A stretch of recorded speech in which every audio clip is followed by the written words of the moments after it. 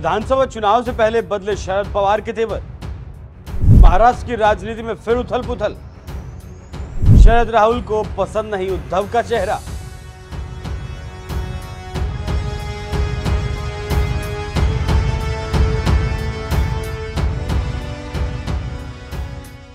नमस्कार, मैं हूं आपके साथ अभिषेक कुंडी। महाराष्ट्र की राजनीति को देश की सबसे अस्थिर राजनीति कहा जाता है। यहां के नेता और राजनीतिक हालात नीतीश कुमार से भी ज्यादा तेजी से बदलते हैं। दो पार्टियां टूट चुकी हैं, मतलब दो पार्टियों के चेहरे बदल चुके हैं और अब एक बार फिर से चेहरे पर विवाद है। वैसे तो विपक्ष ने लोकसभा में मोदी का मुकाबला साथ मिलकर किया, लेकिन अब सबका साथ छूटने लगा है। दिल्ली में केजरीवाल राहुल से किनारा कर चुके हैं और अब गठबंधन के टूटने की बारी है महाराष्ट्र में, क्योंकि इसी साल महाराष्ट्र में विधानसभा चुनाव होने वाले हैं। लोकसभा को बुलाकर सब विधानसभा चुनाव पर फोकस कर चुके हैं और जिस तरह से इस लोकसभा चुनाव में बीजेपी को महाराष्ट्र में शिकस्त मिली, उसके बाद कांग्रेस समेत बाकी क्षेत्रीय दलों की राजनीतिक औकात अब बढ़ गई है।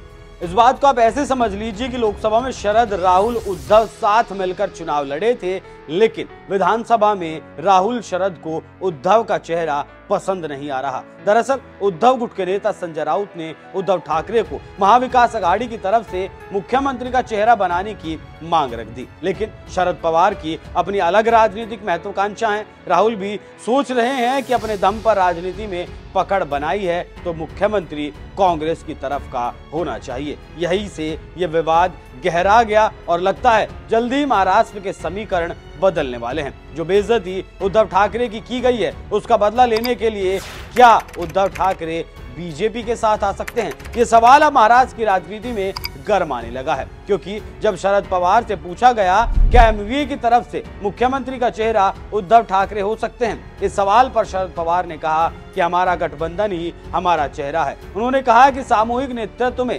विधानसभा चुनाव का सामना करेंगे। इस जवाब पर संजय राउत ने कहा, बिना मुख्यमंत्री के चेहरे के चुनाव में जाना खतरनाक साबित हो सकता है। उद्धव ठाकरे ने मुख्यमंत्री के तौर पर बहुत अच्छा काम किया था और लोकसभा चुनाव में उद्धव ठाकरे के चेहरे पर ही महाविकास अघाड़ी को वोट मिला था।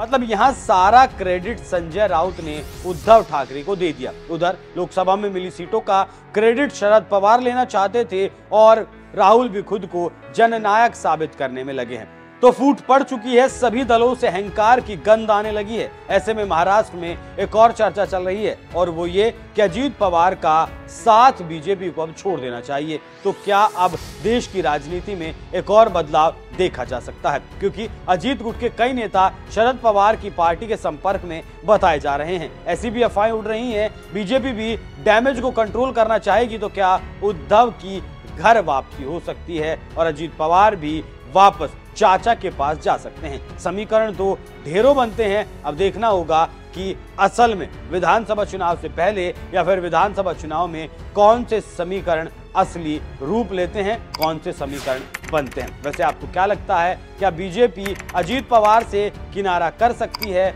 और वापस से उद्धव ठाकरे को एनडीए के गठबंधन में शामिल कर सकती है? और अगर ऐसा होता है तो फिर शिंदे गुट का क्या होगा, उस पर क्या है आपकी राय, कमेंट कर जरूर बताएं। नमस्कार।